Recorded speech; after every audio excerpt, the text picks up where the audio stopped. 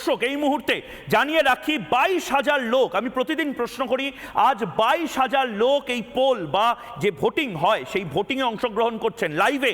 এই মুহূর্তে 22,000 লোক লাইভ স্ট্রিমিংয়ে দেখছেন এবং ভোটে অংশগ্রহণ করছেন। তার থেকেও বেশি মানুষ লাইভ স্ট্রিমিং দেখছেন, তারা ভোটে অংশগ্রহণ করছেন না। কিন্তু 22,000 মানুষের মধ্যে এই মুহূর্তে ফেসবুক, ইউটিউবে আমি একবার দেখিয়ে নিতে চাই, প্রশ্ন করেছিলাম বাংলাকে নিঃস্ব করছেন কি তৃণমূল নেতারা।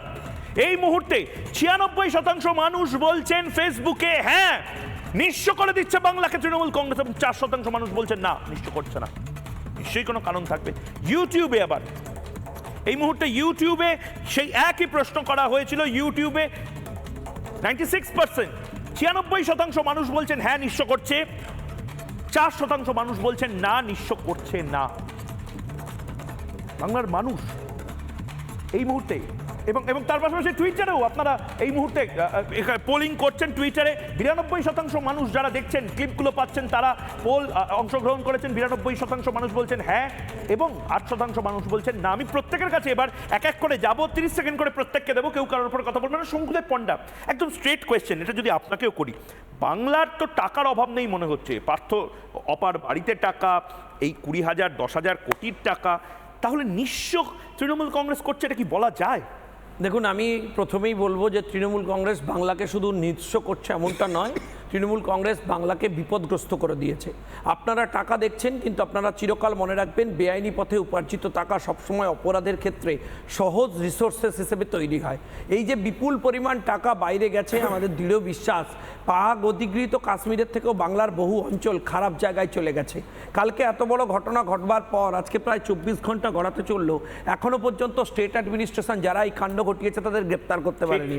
তার এগেনস্টে লুকআউট নোটিশ ইস্যু হয়েছে শাহজাহানের বিরুদ্ধে, আর সন্ধ্যেবেলা শাহজাহান সেই লুকআউট নোটিশকে উড়িয়ে দিয়ে নিজের ভিডিও বার্তা, অডিও বার্তা মার্কেটে ছড়িয়ে বেড়াচ্ছে। ফলে বাংলায় সুরক্ষা কোন জায়গায় চলে গেছে আপনারা বুঝুন। এই পরিমাণ টাকা যদি অপরাধী সংগঠনের হাতে যায় এবং শাহজাহান বর্ডারে যে সমস্ত কাণ্ড কারখানা করেন, আমি নির্দিষ্ট করে অভিযোগ করছি যে খতিয়ে দেখলে এদের সাথে একাধিক জঙ্গি সংগঠনের কানেকশন পাওয়া যাবে, যাদের উপর ভিত্তি করেই এখানে বাংলায় খাগড়াগড় ফাগড়াগড় এসব হচ্ছে। তো ফলে অবিলম্বে বাংলার নয় ভারতবর্ষের সুরক্ষার স্বার্থে এই বিভিন্ন অঞ্চলকে স্পেসিফিক্যালি কেন্দ্রীয় শাসনের আন্ডারে আনা উচিত বলে আমার। আপনি এখানে বসে বলছেন যে মানে আপনি বলছেন যে এখানে 355 মতন গুরুতর ধারা এই মুহূর্তে লাগু করা যায়। ময়ূক বাবু, 355 হচ্ছে এখানে খুব কম। আমি স্পেসিফিক এরিয়ায় সরাসরি কেন্দ্রীয় শাসনের দাবি জানাচ্ছি, মিলিটারি অ্যাকশনের দাবি জানাচ্ছি। 355 তো বলে নেওয়া উচিত, কারণ পুলিশ এদের হাতে থেকে যেটা হচ্ছে, এই রাজ্যে পুলিশ অভ্যুত্থান হচ্ছে। পুলিশ সরাসরি আমি দেখছি কেন্দ্রীয় এজেন্সির বিরুদ্ধে অপারেট করছে। যারা ইডির অফিসারদের মারলো তারা গ্রেপ্তার হয়নি। আর শুনে রাখুন, এই রাজ্য পুলিশ আজকে এফআইআর করেছে ইডির অফিসারদের বিরুদ্ধে, বলেছে তারা কেন এবং বিরোধী দলনেতা শুভেন্দু অধিকারী রিপাবলিককে কি বললেন একবার শুনবে এবং তারপরে বাকিদের প্রতিক্রিয়া নেব। আমি তদন্তকারী সংস্থাকে অনুরোধ করব, তারা নিচের দিকে নামছে, শঙ্কর আত্মদের গ্রেপ্তার করছেন সঠিক, কিন্তু উপরের দিকে ওঠা দরকার আছে।